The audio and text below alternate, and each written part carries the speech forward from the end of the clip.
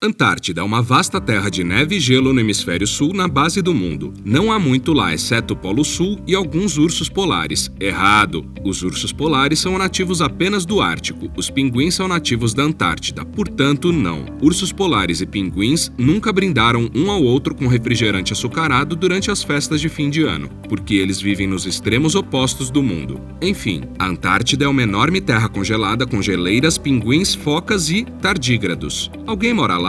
E quem é o dono da Antártida? Afinal, é mesmo um país? Você poderia invadir a Antártida e se declarar governante? Com aproximadamente 14 milhões de quilômetros quadrados, a Antártida é o quinto maior dos 7 continentes. É cerca de 1,3 vezes o tamanho da Europa. A Antártida é o continente mais frio, seco e ventoso. A temperatura mais baixa já registrada oficialmente ao nível do solo na Terra foi de menos 89,2 graus centígrados na estação soviética Vostok, na Antártida, em 21 de julho de 1983. A maior parte da Antártida é um deserto polar com precipitação anual de apenas 20 centímetros ao longo da costa e ainda menos para o interior. Cerca de 98% da Antártida é coberta por gelo. No entanto, na Península Antártica e em algumas ilhas periféricas, o solo rochoso suporta algumas plantas, principalmente gramíneas, musgos e líquens. Em média, o gelo que cobre a Antártida tem 1,9 km de espessura. O continente contém aproximadamente 90% do gelo do mundo. Armazenado no gelo, há cerca de 70% da água doce do mundo. Se todo o gelo da Antártida derretesse, o nível do mar aumentaria cerca de 60 metros. A Antártida é cercada pelo Oceano Antártico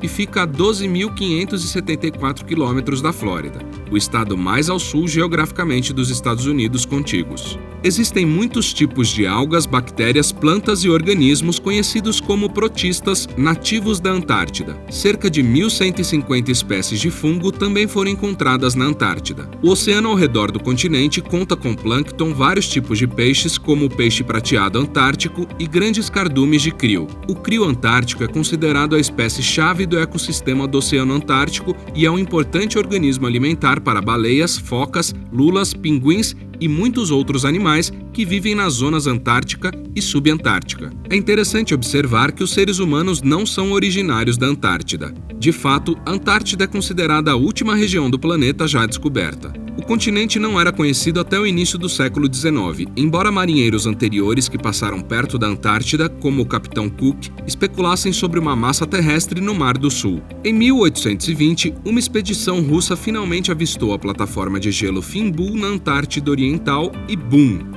A Antártida foi oficialmente descoberta. Porém, devido à difícil jornada para chegar ao continente, ao ambiente hostil e à falta de recursos facilmente acessíveis, ocorreu uma exploração limitada da Antártida nos 80 anos seguintes, e a maioria das viagens realizadas foi para fins comerciais, para a caça de focas e baleias. Acho que o entusiasmo da exploração não foi tão atraente quanto o sabor doce da carne de baleia. Em 1898, membros da expedição antártica belga se tornaram os primeiros seres humanos conhecidos a passar um inverno na Antártida. Embora não de propósito, já que eles só ficaram porque o navio encalhou no gelo. Eles ficaram presos em 28 de fevereiro de 1898 e só conseguiram desencalhar o navio mais de um ano depois, em 14 de março de 1899. Durante o aprisionamento gelado, vários homens enlouqueceram devido não apenas às dificuldades do inverno rigoroso da Antártida, mas também por causa da barreira linguística e problemas de comunicação entre as diferentes nacionalidades dos exploradores. Porém, durante o início do século XX, a febre do Polo Sul varreu o mundo. Entre 1900 e 1917, várias expedições antárticas importantes foram lançadas de 10 países diferentes. Os exploradores se aventuraram por uma variedade de razões, incluindo a fama, o desafio do desconhecido e a curiosidade científica. Você pode estar familiarizado com a famosa corrida ao Polo Sul geográfico em 1911 entre uma equipe de exploradores noruegueses liderada por Roald Amundsen e uma equipe britânica liderada por Robert Scott. A longa e difícil expedição terminou em vitória para Amundsen, que ergueu a bandeira da Noruega no Polo Sul em 14 de dezembro de 1911.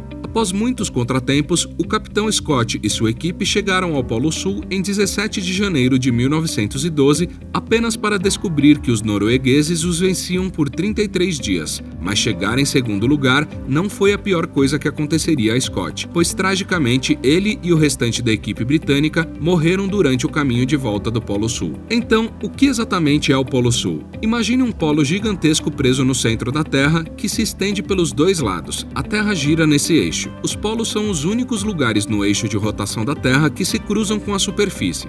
O Polo Sul é o local mais ao sul da superfície da Terra e, como o nome indica, fica do lado oposto do planeta ao Polo Norte. No final da década de 1920, os exploradores começaram a mapear e a explorar a Antártida por meio de aeronaves. Quase desde o momento em que os humanos pisaram na Antártida, vários exploradores reivindicaram parte do continente para seus países, incluindo Grã-Bretanha, Noruega e Argentina. Desde então, o atrito continuou a crescer entre várias nações, especialmente entre a Grã-Bretanha e os países da América do Sul, pois cada uma procurava estabelecer soberania sobre várias regiões da Antártida. Após a Segunda Guerra Mundial, os Estados Unidos aumentaram seu interesse na Antártida. De 1946 a 1947, os ELA executaram a Operação High Jump. Organizada pelo contra-almirante Richard E. Byrd Jr., a viagem incluiu 4.700 homens, 13 navios e várias aeronaves. A principal missão era estabelecer a base de pesquisa Little America 4 com o objetivo de treinar pessoal,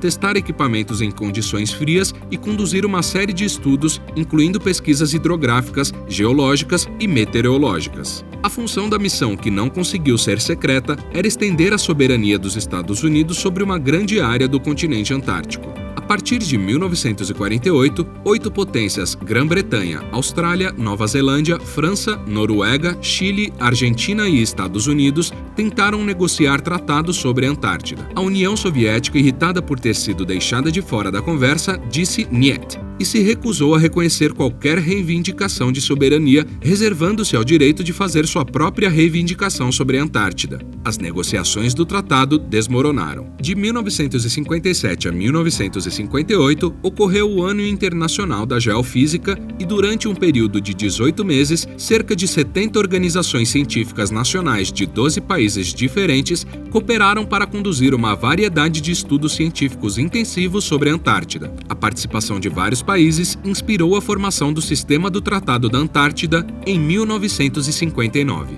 Esse pacto regula as relações internacionais a respeito da Antártida, considera a Antártida uma reserva científica, estabelece a liberdade de investigação científica e proíbe a atividade militar, a mineração e o depósito de resíduos nucleares no continente. Em 2019, 54 países tinham assinado o Tratado da Antártida. A Antártida é de fato um condomínio governado pelos países signatários do Tratado da Antártida, que tem status de consultoria. Embora 7 países, Argentina, Austrália, Chile, França, Nova Zelândia, Noruega e Reino Unido, tenham reivindicações territoriais para partes da Antártida, enquanto o tratado estiver em vigor, essas reivindicações não podem avançar ou retroceder. Alguns países signatários do tratado não reconhecem reivindicações territoriais e outros países, como os Estados Unidos e a Rússia, sustentam que possuem o direito de fazer uma reivindicação. Os signatários não podem fazer novas reivindicações enquanto o Tratado da Antártida estiver em vigor.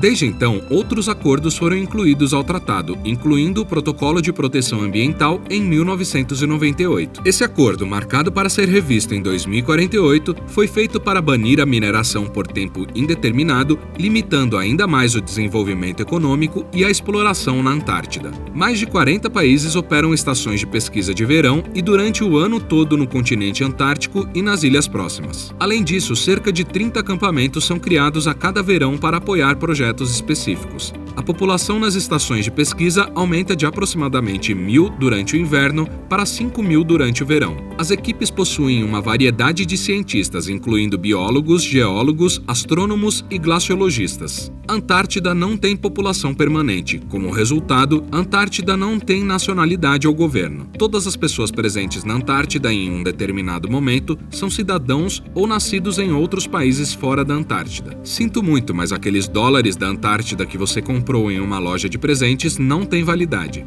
pois a Antártida também não tem moeda oficial. Cada assentamento possui códigos de chamadas e moedas de países diferentes, dependendo do país administrador. Em qualquer período, a Antártida tem uma densidade populacional entre 70 e 350 habitantes por milhão de quilômetros quadrados, tornando o continente menos densamente povoado. A primeira expedição turística à Antártida ocorreu em 1957. Geralmente, as viagens turísticas ocorrem por meio de navios de cruzeiro, com viagens focadas em locais cênicos específicos com vida selvagem. Foram registrados 38.478 turistas que visitaram o continente por navio entre 2015 e 2016. Além das condições adversas e da falta de qualquer cidade principal para invadir, a Antártida seria difícil de conquistar porque não há governante soberano para aprisionar. No entanto, você causaria um incidente internacional e possivelmente iniciaria uma guerra tentando. Se você não for impedido de sua missão de governar a Antártida,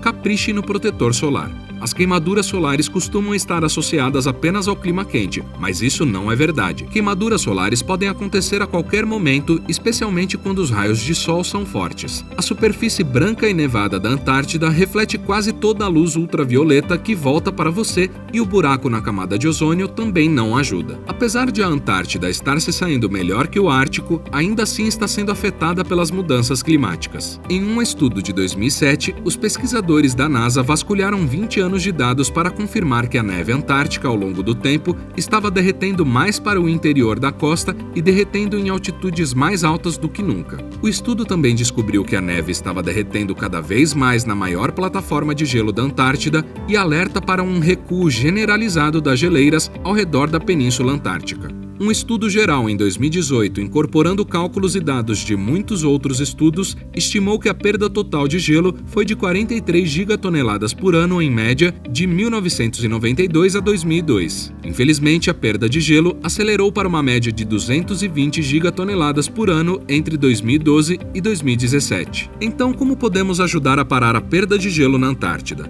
Bem, a melhor maneira é educar-se sobre as mudanças climáticas e outras questões ambientais para reduzir sua pegada de carbono o máximo possível, desligando luzes, TVs e computadores quando você não os estiver usando, usando sacolas reutilizáveis e evitando plásticos descartáveis quando possível. De certa maneira, todos nós somos donos da Antártida, então vamos fazer o que pudermos para garantir que ela fique por aqui. Deixe nos comentários o que você está fazendo para reduzir sua pegada de carbono e ajudar a salvar a Antártida. Obrigado por assistir e, como sempre, não se esqueça de curtir, compartilhar e se inscrever. Vejo você na próxima vez.